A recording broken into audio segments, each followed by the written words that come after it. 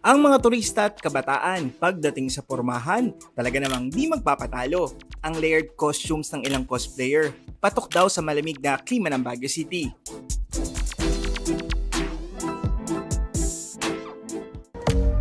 Kahit saan lumingon, may cosplayer na makikita lalo na kung weekend.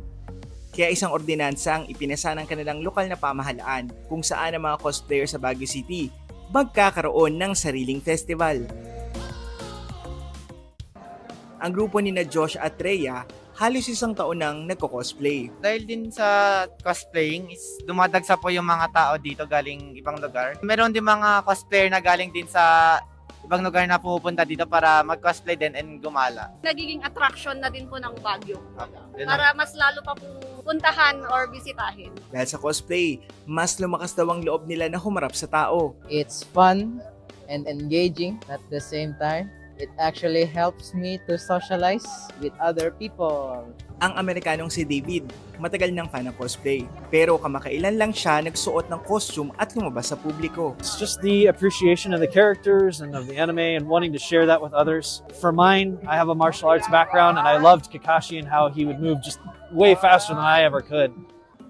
Tuwing linggo, isinasara ang Session Road. Dito, nagtitipon-tipon ng ilang artists at buskers kabilang na mga cosplayers. Kanya-kanyang pwesto, suot ang kanilang ginagayang karakter mula sa anime series, mga superhero, at cartoon characters. Ang mga turista naman, lalo na ang mga bata, aliw na aliw sa kanila. Aminado mga cosplayer na sa kaunting barya at tip na kanilang nakukuha ay sapat lang na panggaso sa kanilang costumes. Pampalipas oras na rin siya. Then, since may nakukuha ka rin naman na konting financial para rin sa sarili mo. Ganun. Pero, ang busking kasi is not all about the money. We are here to entertain and ipakita kung gaano rin yung kagandahan ng Baguio, like us. Ang Baguio City bilang miyembro ng United Nations Educational, Scientific and Cultural Organizations Creative Cities Network, patunay na may lugar kung saan malayang maipapahayag ng mga artists gaya ng cosplayers ang kanilang likha sa mundo. Ako si JM Encinas at yan ang mga kwentong dapat alam mo.